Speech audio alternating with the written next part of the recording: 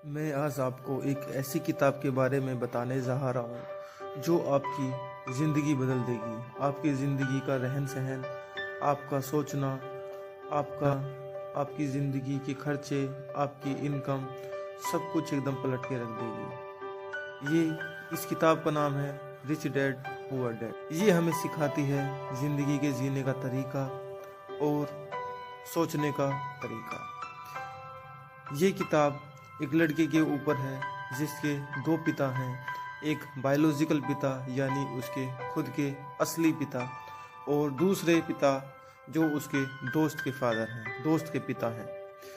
ये दिखाती है कि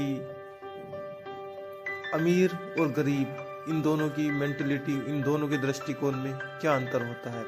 अमीर को क्या चीज़ अमीर बनाती है और गरीब को क्या चीज़ गरीब बनाती है। ये सब कुछ उनके दृष्टिकोण पर निर्भर करता है, उनकी मेंटलिटी पर निर्भर करता है। जैसे कि बात करें पुअर डैड यानी कि उसके असली पिता के ऊपर। पुअर डैड यानी कि इसके असली पिता बताते हैं, उनकी मानसिकता ये है कि एजुकेशन में विश्वास रखते हैं, ट्रेडिशनल एजुकेशन में विश्वास रखते हैं और कहते हैं अच्छी नौकरी पाने के लिए अच्छी पढ़ाई करो।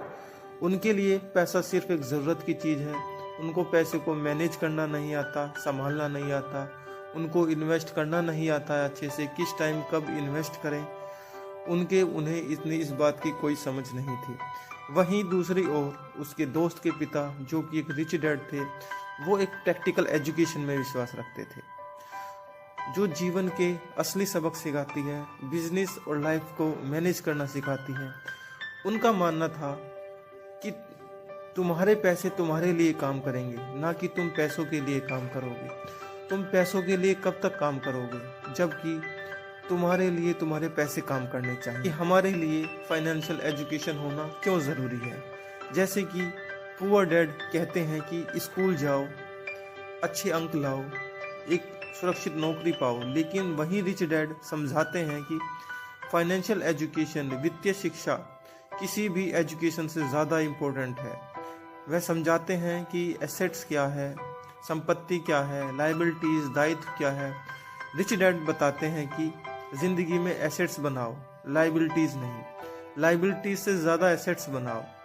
रिच डैड सिखाते हैं एक ऐसी चीज़ों में इन्वेस्ट करना चाहिए जो आपको पैसे कमा कर दे, ना आपके ऊपर बोझ बन जाए।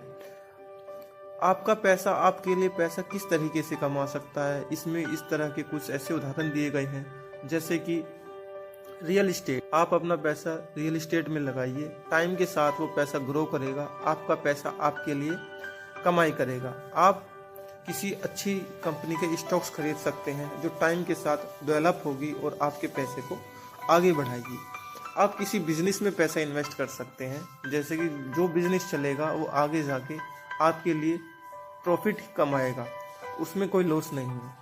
और वहीं दूसरी ओर लायबिलिटीज़, जो एक तरह का दायित्व होता है, जो एक तरह का बर्डन होता है एक सैलरी के लिए, उसको कैसे कम किया जा सकता है। लायबिलिटीज़ जैसे कि बड़ी बड़ी गाड़ी ले लेना, अपनी ज़रूरत से ज़्यादा बड़ा घर ले लेना, बड़े महंगे लोन ले लेना और बेकार के खर्चे जो सिर्फ अपने शौक पूरे करने के लिए आदमी करता है।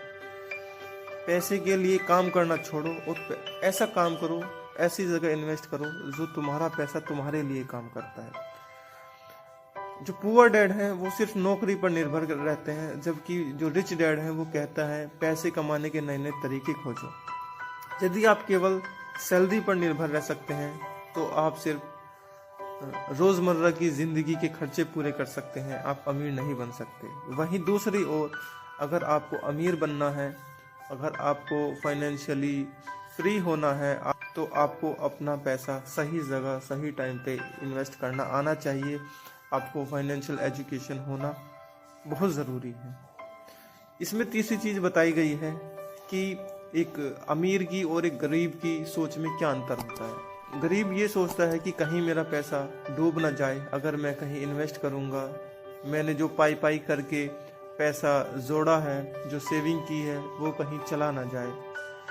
वहीं दूसरी ओर अमीर सोचता है कि डर को हराओ। बहुत से लोग नौकरी से इसलिए चिपके रहते हैं क्योंकि उन्हें डर लगता है कि उन्होंने अगर रिस्क ले लिया तो सब कुछ खो देंगे।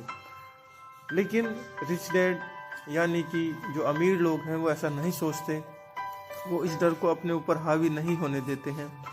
वो रिस्क लेते हैं, पहले छोटा रिस्क लो, अब इस डर को भगाओ, फिर बड़ा रिस्क लो। फोकस करो अपने लक्ष्य पर, केंद्रित करो और टाइम का सही उपयोग करो। अपने जो बेफजूल के खर्चे हैं, दिखावे की चीज़ों से बचो। अमीर दिखावे की चीज़ें कम करता है, वहीं दूसरी ओर गरीब लोग अपने आप को दिखाने के लिए महंगी चीज़ें, महंगे शौक करना शुरू कर देते हैं, जो कि उनकी आमदनी से भी, उनके खर्चों से बाहर होते हैं, और इसी बर्डन में वो और गरीब पे गरीब होते जाते हैं। वो कहते हैं ना कि अपना खुद का स्टेटस बढ़ाओ। अगर तुम एक लोकल ब्रांड भी पहनोगे तो वो खुद में एक अलग ही ब्रांड बन जाएगा। वहीं दूसरी ओर अगर कोई एक गरीब आदमी किसी ब्रांडेड आइटम भी पहनता है तो लोग यही सोचेंगे कि कहीं से नकली कॉपी उठा लेके आया होगा, लेकिन ऐसा नहीं है। इसलिए कहते हैं कि अपने इन्वेस्टमेंट पे ध्यान दो, अपने फाइनेंशियल एजुकेशन पे ध्यान दो, सीखते रहो। रिच डैड का कहना है कि सीखने की आदत डालो, बिजनेस और इन्वेस्टमेंट के बारे में पढ़ो, समझो, और यही सोच आपकी ज़िंदगी बदल देगी।